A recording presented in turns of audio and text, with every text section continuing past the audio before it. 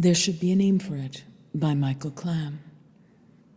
Lynn's roasting a chicken. She takes out garlic, chili powder, and a lime. What's that for? I say.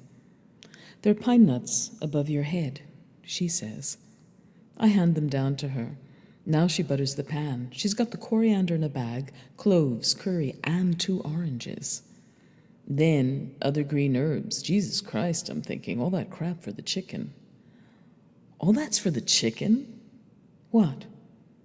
What? That? I'm pulling on my eyebrow hair. It's a nervous habit, but I feel like plucking those long curly ones. All that goes on the chicken? She rinses off her hands and says, "This is a recipe from my mom." It's early summer. It's afternoon, and the kitchen is the brightest room in this house.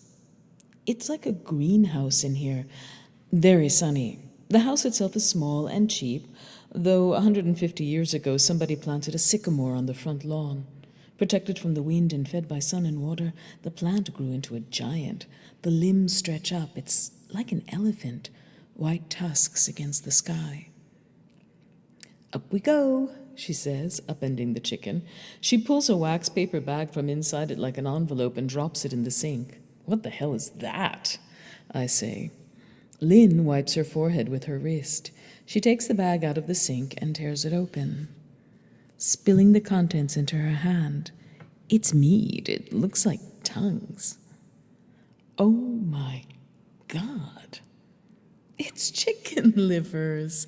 See? She flicks them with her finger. It's 3 glistening pieces of purple meat, but not at all like steak. They look like they were alive 5 minutes ago. She holds one. She seems to enjoy touching it. Okay, get rid of it. Lynn puts the bag and the livers in the garbage. She says, "You make it with onions. My mother loves it." Yeah. This is the whole chicken, an entire animal. Like, I haven't seen this done before by a person my age. We're both kids. We don't know how to cook this stuff. And all the time we've been living together, Lynn's never cooked a whole chicken. I'm leaning close enough to her that I can smell her shampoo. Her hair is thick and reddish-brown, full and shiny, and her skin is the color of creamy tan suede. Mexican mother, Irish father. You know how they airbrush the skin of ladies in Playboy? I see Lynn's body every day. I look at her skin up close. I've had my eye an inch above her stomach, or her shoulder, or her calf, and it's flawless. It's golden skin. Every morning after her shower, Lynn comes and stands in front of me. I'm either getting dressed or making notes for work. Then she turns around and I rub cream across her shoulders, underneath the bra straps, bright white fabric against her tan skin. She cuts the fat off the chicken. That makes sense, but with scissors of all things. She holds it like a little playmate, flipping it over, rocking it under the faucet. She washes out the hole in it, pouring out little pieces of red guts into the sink, shaking out the dried blood or cartilage that runs down and sticks in the drain. It's sickening. Then she tears off a piece of brown paper bag and folds it, dabbing the outside of the chicken. "What are you doing?" I ask. "It's getting the old oil out of the skin." "Old oil? What, like sweat?" "No, not like sweat," she says. "Like sweat? Chickens don't sweat." "I know. I'm cooking you dinner, and you're going to stand there and give me shit?" No way. This is going to be sensational." I love her. Man, I really do. She's a pistol. It's not placating love. It's really passionate love. Uncharted territory. Yes, definitely. But that's what love is. Undefined. "Move aside, termite," she says to me, grabbing the bottle of olive oil. "Termite," I say. Good one. I love how she says that. Are you going to give me shit? That's funny. The answer is yes, I am. Lynn's awesome, though. She knows what she's thinking, and she knows what you're thinking. She's got you. She's a keeper, as they say. I want to keep her. "Would you rather I'd left the feathers on?" I say, "You're the chef. I mean, whatever this girl touches turns to gold." Say something bad happened to her, and we have no control over it. All of a sudden, there's a situation. Hang on. Let me start this over. It's hard to explain, poor kid. A month ago, Lynn had to get an abortion. What a lead balloon. What a joke. It ain't no joke. Give me that, she says, pointing at the pepper, and I hand it to her. She rubs chili powder on the skin. Now the paprika, now salt, now some other stuff. In Spanish, the word is aborto, a foreign word that even I can master, and it's pretty easy for Celia, Lynn's mother, to yell at her a few times over the phone. Aborto, aborto, clacara, clacara, clacara. Lynn called home. It was night. We were lying in bed, and I heard everything from my side. I wanted to help, but what could I do? You don't interfere with family. Lynn nodded into the phone, picked up a pencil, and stared at it. Mom, we already decided. God damn it, I heard Celia say. You slut! You and your jackass boyfriend. After 2 minutes, Lynn hung up. She didn't say anything. Jackass boyfriend, I said. She said to tell you she hates you. Thanks. In my mind, I saw Celia stomping barefoot through her newly carpeted house with the antenna phone in her 1950s bouffant hairdo and 10 pounds of eyeshadow, shaking her fist saying, "Goddamn jackass," meaning me, blaming it on me. Lynn and I have a normal sex life, whatever that means. Sex is never normal with anyone. It's bizarre, it's wiggly meats, but Lynn was a virgin when we met. And then a couple of months went by, and we were invited to her parents for Christmas. We drove from Colorado to Ohio. It's 22 hours by car. You know how it is when you go on a road trip. You're going to a new place together. After 5 or 6 hours, the inside of the car smelled like B.O. My ass began to hurt. My legs felt like concrete. There were sunflower seeds all over the floor. More miles, and soon we were spitting the shells on each other. 2 o'clock in the morning, shitbag road stop. I'm buying cigarettes in Michigan. Lynn standing next to me in a pink pajama top and jeans, sunflower seed shells in her hair, which is all sticking up in knots in the back from her sleeping on it. She gave me 2 candy fireballs. Her hand was warm and clammy. Outside, no cars passed. It was silent. It wasn't particularly cold for December. There was the gas station and then nothing for miles. We stood in the unfamiliar light of the store in the middle of nowhere, lost. It was at about that time that I felt anything could happen. Me and my girlfriend Lynn on our first road trip together. When you're 23, a road trip is the highlight of your life. I held onto her hand. It's the same person, and she's great, but she seemed different all of a sudden, 3-dimensional, like a person you've just met for the first time and would like to get to know. As we drove off, the car went over a speed bump, and out of the corner of my eye, I saw Lynn's boobs shake. They put me in the guest room in the basement. The room had white wicker furniture and green and silver jungle paper, mold in the squishy rug. We'd pack our clothes into the same suitcase, and as I dug through it for my contact lens holder, I came across a bunch of Lynn's underwear. I took a pair out and held them up to the light. Weightless, flowered cotton panties. They had a lacy edge. They were clean and cute and smelled like powder. 11 o'clock at night, I'm sitting on the bed in the dank basement, white wicker furniture and green jungle wallpaper. The underwear crumpled against my nose and mouth, tracing swirl patterns in the stucco ceiling. I really loved her. 2 floors above me, my girlfriend lay sleeping, down the hall from her mother and father. I never put pressure on Lynn, for I knew that would be wrong, and yet she must have felt safe.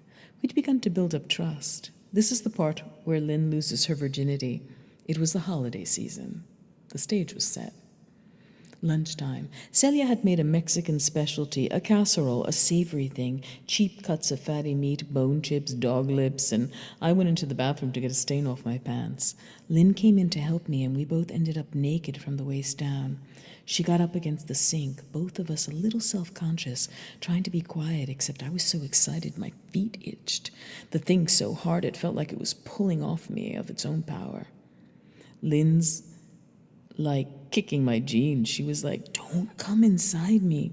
She was like drooling, her eyes rolled back in her head, kind of grunting, her legs around my waist. And there were her parents, Celia and Phil, sitting outside the door, sopping up the orange grease on their plates from their Mexican lasagna. Man, it was something. Lynn said, "I'm supposed to be a virgin, you bastard. My mother's in the next room. Stop it right now. Stop it before I faint." Laughing, "Somebody help." I almost fainted myself, both of us leering and hot as monkeys. It's terrible the way kids work off their parents. That week was the best sex I ever had in my life. Celia knocking on the door to Lynn's room during afternoon nap time, me beneath the blanket. Lynn saying, "I'll be right out, Mom. I'm getting dressed." Celia saying, "Where's Jack, honey?" And really not knowing where I was. That's why I love the Midwest. Such a dreamy lack of a clue.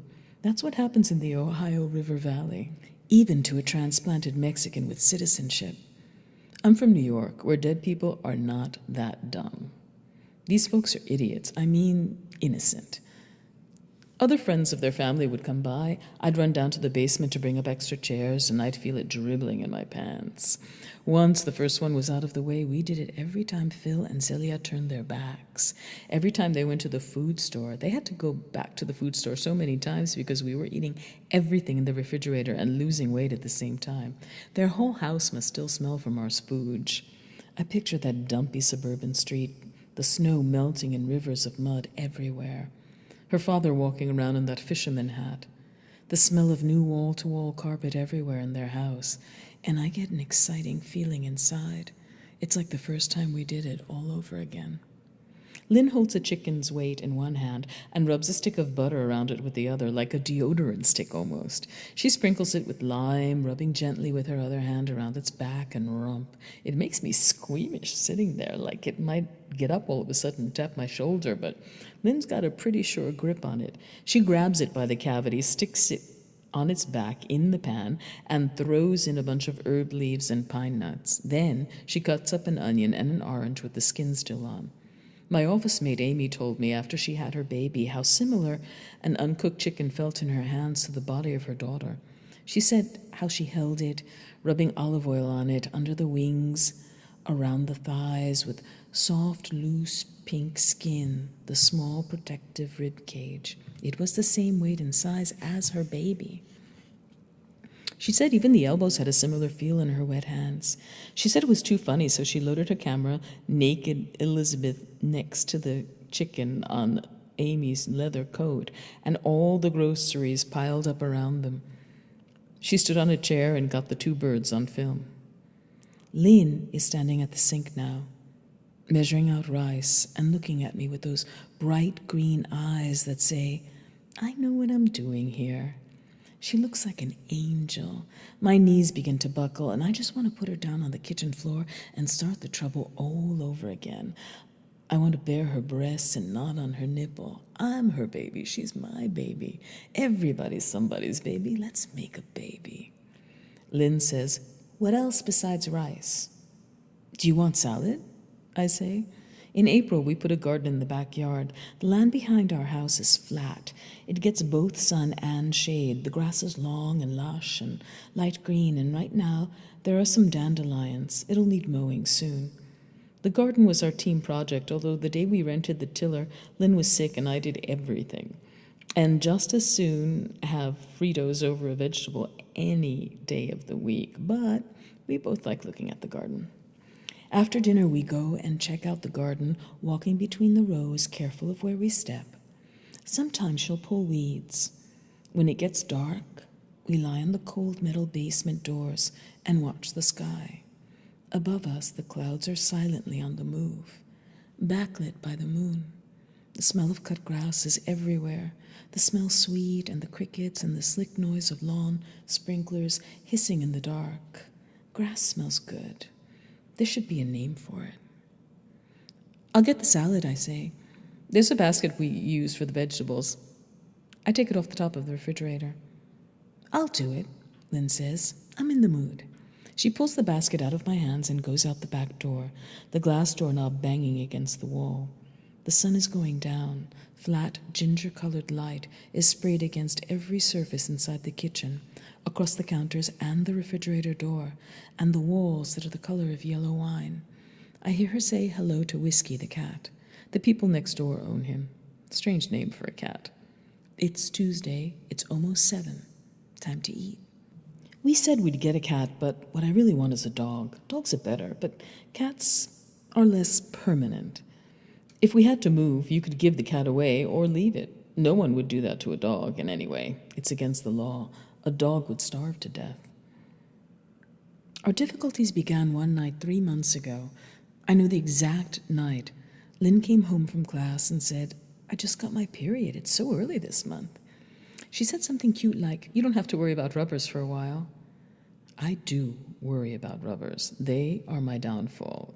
We did it that night, no rubber. There was an instant, I remember it, when I was deciding whether or not to actually go for it. I followed a certain line of reasoning and remembered what she said, twinkled over the risks, and then blew my nuts out. It was something to behold. I really enjoyed myself, oink, oink, drowning in it. But then her period disappeared the next day, or I should say, it never came. She was ovulating. Let me lay this out again. She ovulated that night. Thus, the dot of blood. Then we did it. Bingo. You morons. You fucking biologists. She was pregnant. It was April. I'd just turned 24. I'd never been near an abortion clinic, and Colorado's not the laid-back, liberal Jew neck of the woods I come from. This here's the American West. I work for a software designer, but I've seen guys in spurs all duded up like Deliverance on a Friday night. I felt desperate and called my parents. My mom told me how in Florida a pro-life group stood outside a woman's clinic with a bullhorn yelling, "If you come out now, we'll shoot you, but your unborn child will be spared." Congress had just blocked the abortion pill for the 82nd time. She told me that what we were doing was okay. Her voice made me homesick. The thing about New York City is everything's so jam-packed. It's the crowds. There are so many bums, dead people practically lying on the street. In the winter, you die from the cold wind. In the summer, you die from the heat. The breeze stinks, the people smell like piss, there's the traffic. It's impossible to park. Everybody's in a rotten mood. No place to hide. In Colorado, the sun always shines. The sky is usually blue, and when we hang our clean clothes on the line in the backyard, they dry in an hour. When you smell them, they're crisp and smell like air. The mountains are to the west of the town. This is a new town, 120 years old. They shot indigenous peoples to settle this town. You drive up into the Rockies and see powdery snow on the side of the road. Toward the eastern part of Colorado, there are cornfields that go clear across the Midwest, I think. That yonder there is Kansas, I reckon. Anyway, it's flat and kind of stunning from inside a car. Cows and fields and vistas slashing out in every direction, and the sky above you is a flawless ceiling. God, you think, this would be perfect if only I had more money. If only it were a couple of years from now. If only Lynn and I were married or were ready to get married. If I had more friends here, but old friends, or decent places to hang out, or more of a feeling of what's next. They wouldn't let us come into the clinic yet. She wasn't far enough along. We had to wait almost 2 weeks to have it done. 7.5 weeks is the magic number for all you peckerheads taking notes. Anything less, it's a speck of unremovable dust. Lynn ate saltines before she got out of bed every day, and I brought her a cold glass of club soda. Our friend Tina taught her that.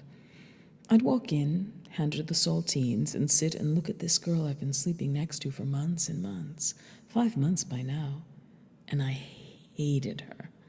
She was sick now, and I was sick of her. I hated her little puffy, knocked-up ass. She looked like a worried old hag, and out of nowhere, I'm just not so sure of anything.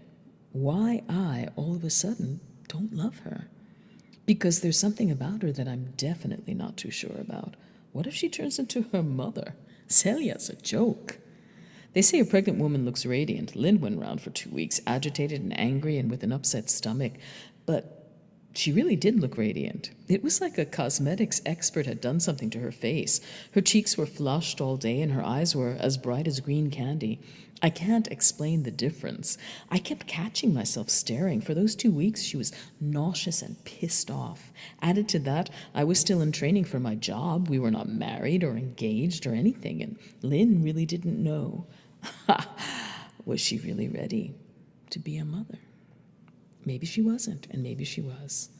Is 22 too young? She toyed with the idea while lolling around in the bath, conditioning her hair. Well, I knew, I'm sure.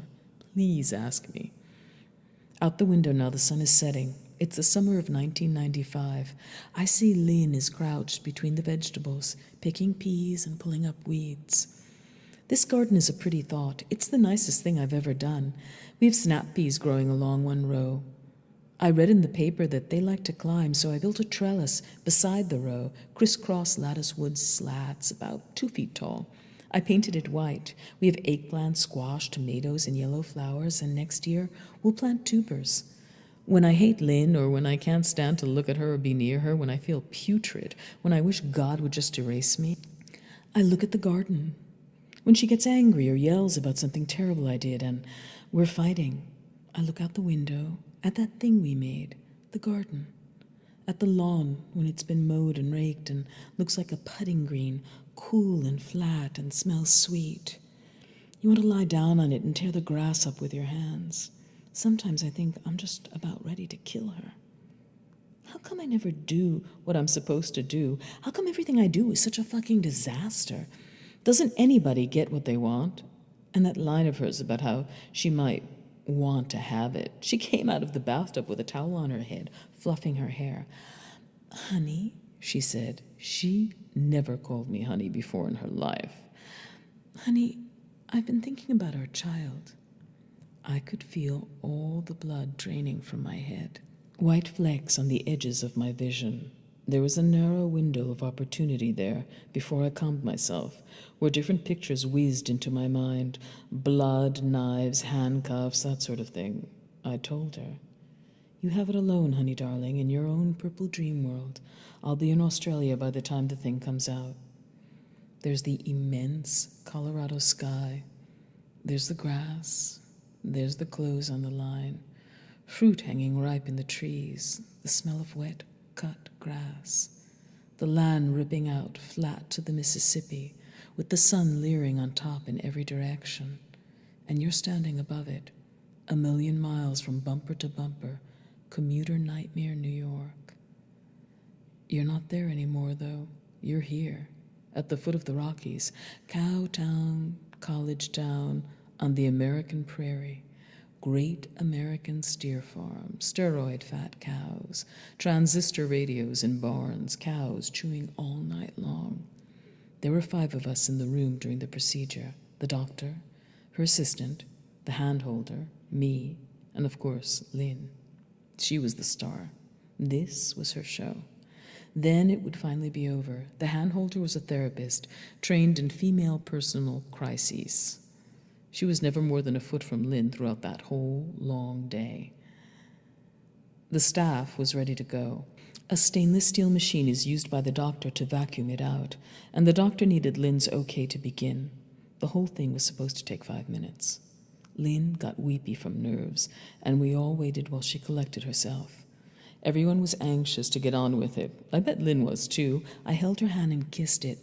She wasn't even looking at me. She stared up at some poster on the ceiling. The sound, the way she cried, choking some, the way you do when you're sobbing lying on your back, so the spit runs down your throat, swallowing, laughing underneath the crying, for how absurd the scene was. Even Lynn could see it, lying there with her legs propped up in the air, all these fucking people around, holding her hands and her knees and her privates, watching her like she was about to give birth. Sorry. Boo-hoo. But in my mind, I kept coming back to that sound, not loud, not shrill, that crying. It was almost a noise an animal would make. How much trouble Lynn was having, even crying right then, without strangling on her own spit. Is there a way to describe how much I wanted to get the fuck out of there? I wanted to shout, God of New York, turn off that sound, get me out of this room before I'm seared and split open, before I develop breasts myself. The other half of my brain, though, recorded her voice for all time. You're okay, Lynn said to nobody. To herself. You're okay. She planned to get through it without tears. Then it was quiet, and she told the doctor to go ahead, and the doctor nodded to her assistant. The assistant turned on the machine, and the machine made a sound like any vacuum. Lynn is outside, bent over the row of peas.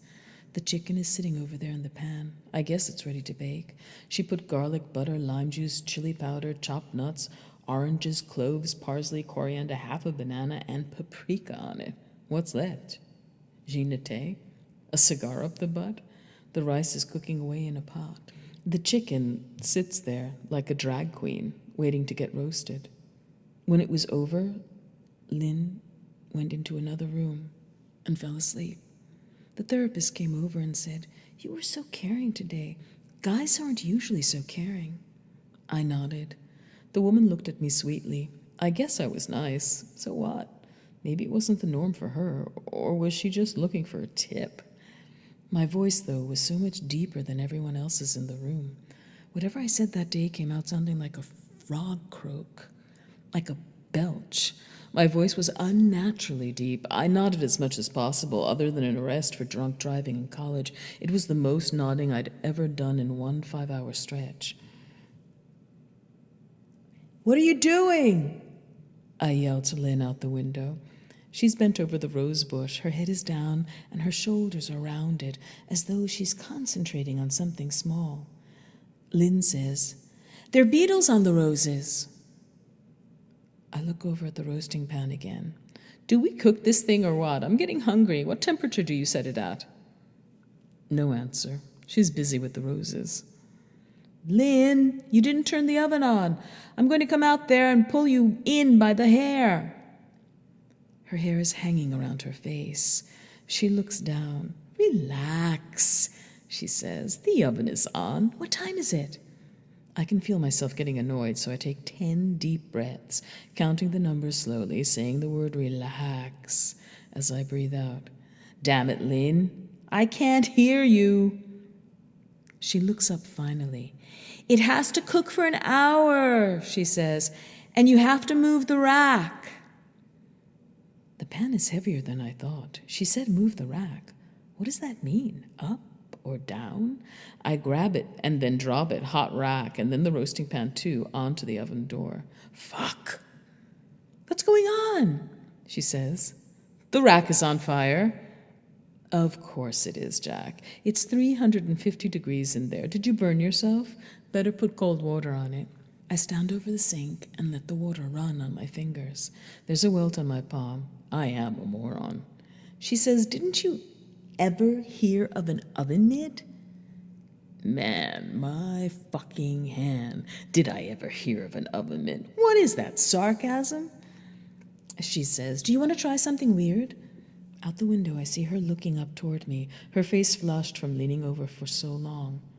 Should we put dandelions in the salad? Look at this, she says, clutching a bunch of dandelions from our lawn in a bouquet. Mexicans kill for these, the little leaves, she says, and they fry the flowers. I never ate dandelions before, and who cares? Is that too weird? She says. Hey, yeah, I say, drying my burned hand gingerly on my t-shirt. Mama had a baby and the head popped off. When I was a kid, we used to pick a dandelion and say this when we flicked the head off the stem. The water in the rice pot foams over the sides. Excuse me, Mama didn't have a baby and the head popped off, I said, correcting myself. I walked over and grabbed a towel, moved the rack down, pushed the chicken in and closed the oven. The door goes sping against the metal. It's 7:02. Nothing comes to mind. Outside, she looks up at the window. Is that a joke? She says. At this angle, the sun cuts right through the house. It's orange, purple, rose-colored light, blasting right through the house and spilling against everything. Fuck you, she says. It's about time somebody said it. I can hear the familiar sound of it ringing in the background. You can never keep anything to yourself, she says. What? I say. In your head, she says, standing at the doorway. Forget it. Over in the rice pot, there isn't any water left, so the bottom is cooked way too fast. It's like black. I use a coffee cup and dump some water in. It sizzles. A cloud of steam comes up. One more cup of water. The rice starts cooking again. My eyes are tearing. In a few seconds, the whole wet mess is bubbling away. I feel like I scorched my face. Lynn's basket is overflowing with greenery and edible dandelions. Get out of my way, she says. You're an animal. I'm sorry. What did I say? Is it too late to take it back? What's wrong with you? She says. Lynn goes over to the oven with a dish towel and slides the roasting pan out. She carries it past me, not even hot yet, out the back door, and I hear it go gong against the metal basement doors. I step up to the window, the chickens in the grass, onions, carrots, sliced oranges, the whole thing. Lynn is standing in front of me now. The dish towel is wound around her hand. Cool, I say. How symbolic. She says, I think we need therapists. What can I say? I'm sorry, I tell her. Why don't you get down on your knees?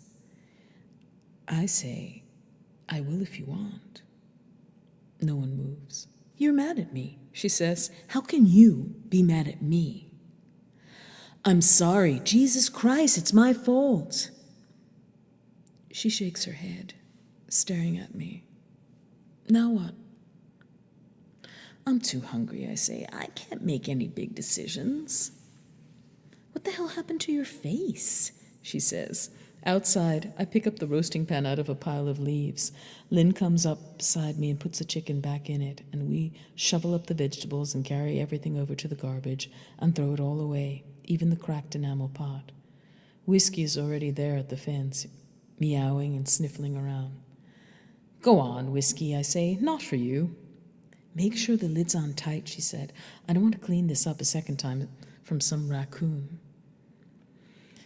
Let's say, for the sake of something, that I never loved her, that what we have here is a housing arrangement with scenes of nude touching, that we joined for this comfort, that it's missing some key element of normal love. It's not normal. It's more like high school love or freshman year in college kind of love, the kind you're glad to stick with as long as it doesn't interfere, as long as it doesn't start ruining your life. The very, very flawed kind. That's my idea of love, actually. Those endless first 2 weeks early on when all you care about is love. We get a pizza. We pay the man. We eat the salad she picked and lie on the rug in the living room eating pizza, watching TV, together on the floor. We have no furniture. We aren't there yet. The vibe between us is two people very tired and in shock, but amiable. I put some cream on my face. The welt on my hand throbs. I'd rather have pizza anyway. Chicken sucks. I love her. Who else would accept me in this condition? I should say I'll make dinner tomorrow night. I can make dinner tomorrow night. You gonna make some chicken? She says. White Christmas lasagna, I say, with spinach and salad and bread. Sounds good, she says. Move over. Sliding toward me, she slings her leg over both of mine, sticking her face in my neck. This way, she says, and I move to accommodate her. I can feel Lynn's warm, clean breath on my skin. What a feeling from one person to another. I don't understand anything, she says. Her eyes close. Her breath slows. Lynn gets up from beside me and takes the dinner plates with her. I must be insane. She gives me what I need, and I love her. Hollow, but true. I have to remember these things about her and about the chicken in the grass. Is that how it works? Perfect. Stupid. Shared. Turn off the TV now. Turn off the lights.